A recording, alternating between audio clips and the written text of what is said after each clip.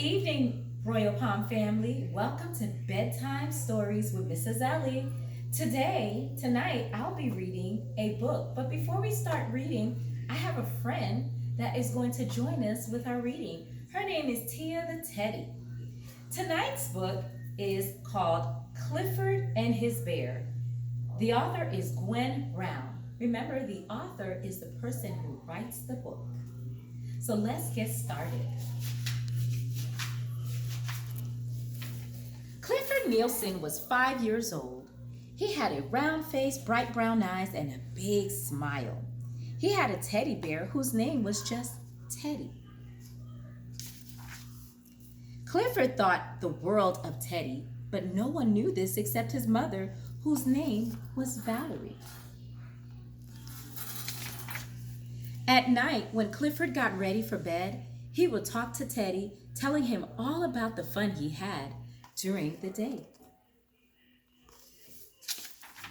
When he got into bed, Clifford always made sure that Teddy had enough space and that the duvet cover would keep him warm during the cold nights. What worried Clifford more than anything was that when he woke up in the mornings, he always found Teddy on the floor. For all the care Clifford took, he could not understand why Teddy kept falling out of bed. When Clifford woke up on this particular morning, as usual, he found Teddy on the floor by the bed. On the way to school, Clifford told his mom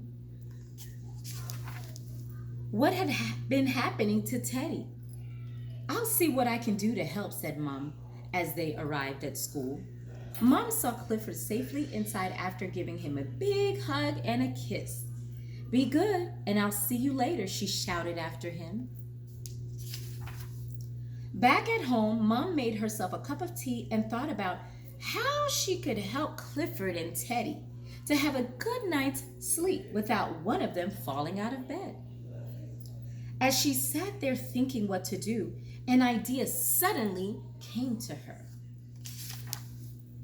She became really excited and decided to get to work on her plan straight away before Clifford came home from school.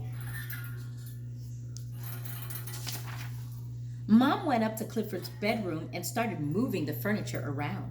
With much huffing and puffing, she managed to move the chest of drawers and Clifford's desk.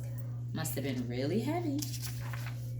She then pulled his bed over to the wall and across from the window where the chest of drawers and the desk had been. "There," she said. Feeling pleased with herself, she made Clifford's bed and tidied his room again. That evening, when Mom collected Clifford from school, the first thing he said was, "Have you sorted something out for Teddy, Mom?" He jumped about as he held her hand tightly. "Wait and see," said Mom, smiling secretly to herself. As soon as they got home, Clifford rushed upstairs, pausing only to say hello to his gran, who had come to stay with them for a few days. In his bedroom, Clifford could be heard saying, "Wow, thank you, Mom." Mom and Gran followed Clifford slowly up the stairs. They saw the excitement on his face as he stood in the middle of the room looking around at the changes. It's true, Clifford was excited that his bedroom looked different, but he did not really understand how it was going to help Teddy.